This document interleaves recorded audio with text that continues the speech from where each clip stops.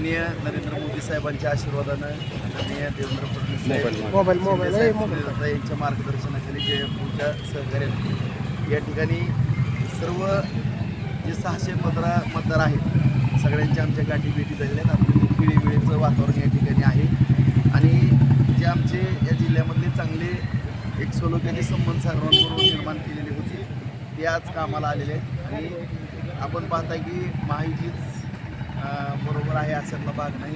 इतरही सर्व इतर पक्षातल्या सुद्धा महाविकास आघाडीतले पण बऱ्याच मंडळींना आम्हाला या ठिकाणी सहकार्य करण्याची भूमिका या ठिकाणी घेतली. नक्कीच या ठिकाणी आम्ही 500+ पर्यंत जाऊ असं या ठिकाणी आमचा आत्मविश्वास आहे. आमच्याकडे 16 मतं होते असं भाजपचं म्हणणं होतं, तरी त्यांना काय एवढं पाहावं लागतं? नाही, मुद्दा असा आहे की 16 मतं जी होती ती मूळ या ठिकाणी ही जागा काँग्रेसला सुटलेली होती आणि काँग्रेसचं 16पेक्षा मतदान नाही असं जयभाऊ म्हणाले होते. त्याचा अर्थाचा अनर्थ त्या ठिकाणी काढला गेला आपल्या सर्वांनाच माहिती आहे. 16 मतं त्यांची होती, काँग्रेसची 16 पण मतं नाहीत असं त्यांचा म्हणण्याचा उद्देश दोन होता. परंतु त्यांनी अर्थाचा अनर्थ करून त्या ठिकाणी 16 मताचा आणि शेवटी लोकशाहीच्या माध्यमातून ही निवडणूक लढवत असताना आणि आपण जे म्हणता की एवढं पळावं का लागतं ही निवडणूक भारतीय जनता पार्टीच्या माध्यमातून महायुतीच्या माध्यमातून लढवत असताना आणि मी एक स्वतः हाडाचा कार्यकर्ता आहे, वर्गात 4थीपासून मॉनिटर आहे. एकही निवडणूक आम्ही हलक्यात कधी घेतली आणि रात्रीचा दिवस करून निवडणूक लढवणं शेवटच्या क्षणापर्यंत मतदान शेवटचं होईपर्यंत लढत राहणं ही कार्यकर्त्याचा धर्म असतो, ते कर्तव्य असतं. आणि त्यामुळं कुणी काही जरी म्हणलं तर एवढं मतदान आहे पळायचं काय, शेवटी कार्यकर्त्याने शेवटच्या क्षणापर्यंत लढत राहायचं असते, तेच खरा कार्यकर्त्याचा धर्म. मतदान मुळात सगळं जिल्ह्यातल्या जिल्ह्यातच आहे, कुठं बाहेर गेलं नेलेलंच नाही. कुठं नेलं आहे आपल्याला, कुठं दिसलं नाही. फोटो काही व्हायरल झाले सातपुतेंनी 55 मतदान. आणि ती देवाला आता दर्शन घेऊन मतदानाला यायचं ठरल्यानंतर आता शेवटी कुठंतरी एक भावना असतात सर्वांच्या की आम्ही एका ठिकाणी देवाचं दर्शन घेऊन, आता मी रोज देवाचं दर्शन घेतल्याशिवाय बाहेर येत नाही कधी सुद्धा. म्हणजे रोज आमचं भगवंताचं दर्शन घेतल्यावरच माझ्या कामाला सुरुवात. सगळ्याची भावना आहे. मी एक संप्रदाय म्हणला मग एक माळकरी घराण्यातला मी व्यक्ती आहेत. मला विठ्ठल रुक्मिणीचा आशीर्वाद सातत्याने मिळणारच आहे, मिळालेलाच आहे. भाऊ, आपण मागेही म्हटलं होतं की बऱ्याच गोष्टींच्या आरोप होत आहेत, बँकापासून DCC बँक सगळ्या. विजय चौकात येऊन सभा घेणार 22 तारखेनंतर. आपलं माझी कुणाला खुन्नस नाही किंवा विषय नाही.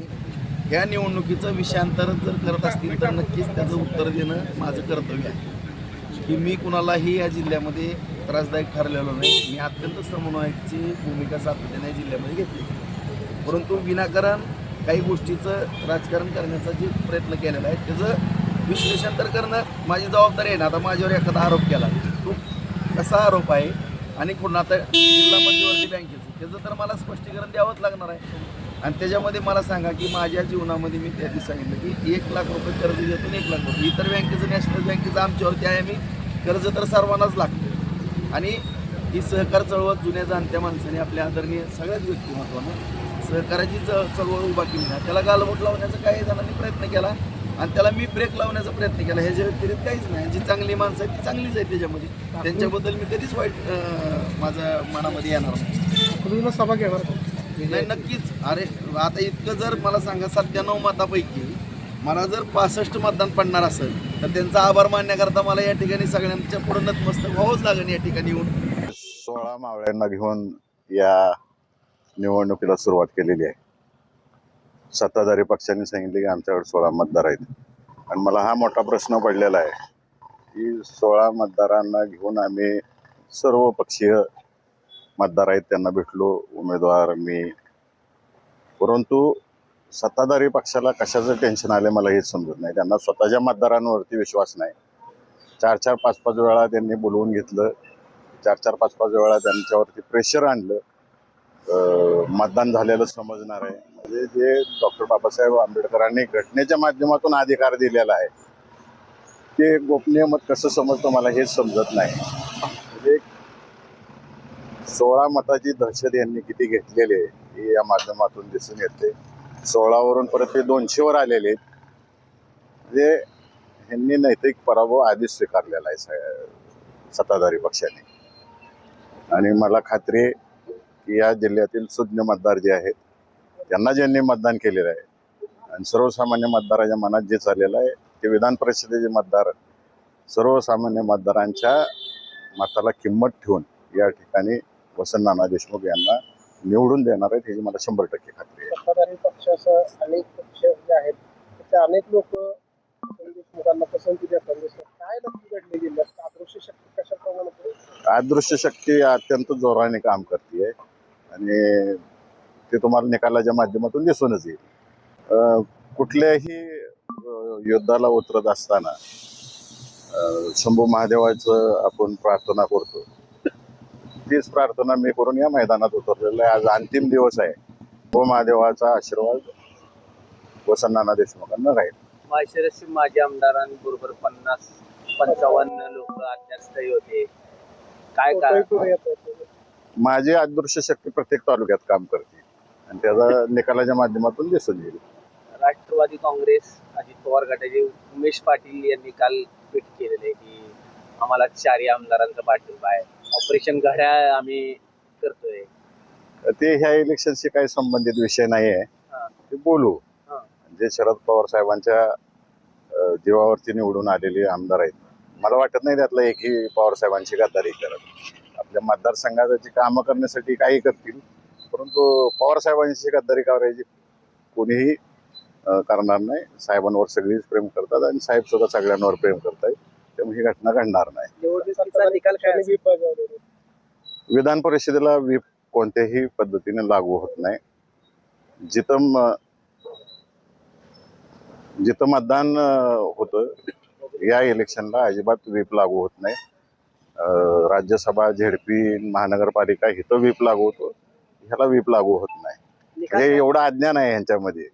निकाल काय असेल? मी सांगितलं ना, वसंत नाना देशमुख हे विजयी होणार आहेत. आपण जर बघितलं तर जिल्ह्यामध्ये प्रचंड अस्वस्थतेचं वातावरण मतदारसंघामध्ये आपल्याला मतदारांमध्ये पाहायला मिळालं आणि आदरणीय धैर्यशीलभाई यांच्या नेतृत्वाखाली महाविकास आघाडीच्या वतीने आम्ही वसंत नाना देशमुखांचा अर्ज म्हणला आणि निश्चितप्रमाणे चौरशीचं इलेक्शन त्या निमित्ताने आपल्याला बघायला मिळाले. आज आम्ही आमच्या सर्व नगरसेवकांनी येऊन आमच्या मतदानाचा अधिकार बघतो. सोलापूर जिल्ह्यात एकंदर काय परिस्थिती राहिली?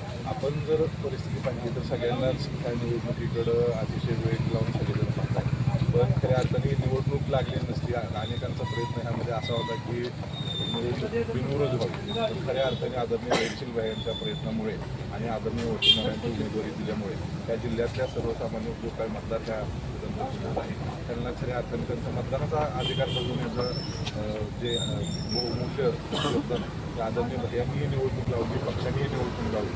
खऱ्या अर्थाने त्याच्यामध्ये देखील एक मोठा विजय आमचा आहे. आणि आज आपण बघितलं तर विरोधकांनी टीकाटिप्पणी देखील केली की 16 मतांसाठी निवडणूक लावली, पण आज आपण बघतो की अतिशय चोरशीने ही निवडणूक आम्ही लढलेली आहे आणि आम्हाला खात्री आहे की आमचे उमेदवार वसंत नाना देशमुख हे विजय. आपल्या परिसरातले बरेच उमेदवार ट्रिपला गेले तर समजतं. आता विधान परिषद निवडणूक म्हणले की थोड्या प्रमाणामध्ये अशा गोष्टी घडतात, पण आपण जर बघितलं असेल तर आमचे सगळे नगरसेवक आम्ही आपल्यामध्ये सगळेजण होतो. आम्हाला खात्री आहे की आम्ही सगळ्यांनी आमच्या चांगल्या प्रकारे प्रयत्न केला आणि आमचे उमेदवार निवडून ते त्या पक्षाचे आमदार आहेत आणि या तालुक्यामध्ये आमची लढाई जानकर आणि मोहितेंशीच आहे. त्यामुळं आमच्या त्या ठिकाणी त्यांनी राजाभाऊंना पाठिंबा दिला आहे.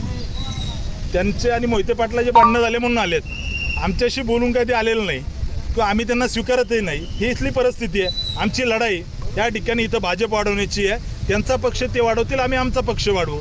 त्यामुळे इथल्या कार्यकर्त्यांना, इथल्या जनतेला, इथल्या मतदारांना सगळ्यांना माहिती आहे की ते दोघं एकत्र जरी आले तर भविष्यामध्ये त्यांचा पराभव करण्याची ताकद भाजपमध्ये आहे.